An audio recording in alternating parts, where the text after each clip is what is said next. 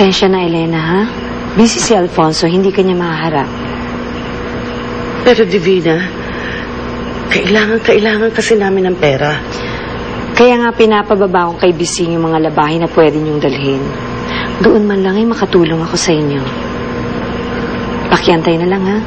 Pagkatapos mo maglaba, saka kita babayaran. Bising! Yung mga maruruming damit, ibaba mo na. Naghihintay si Elena. Bising!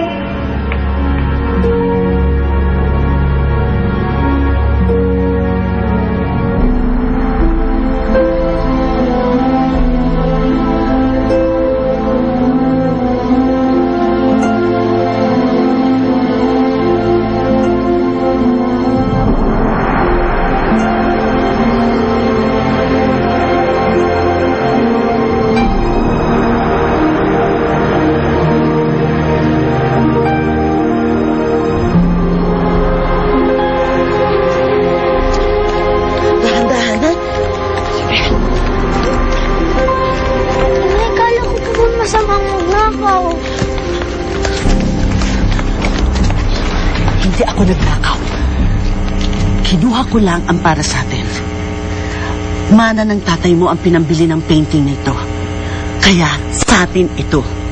Ibebenta natin ito pagkatapos luluwas tayo ng Maynila para maipagamot ka, para maipa-opera yung sugat mo. Ayokong maghirap ka. Ayokong madanasan mo yung dinanas ng tiyahin ko nung magkasakit siya ng ganyan. Naintindihan mo ko?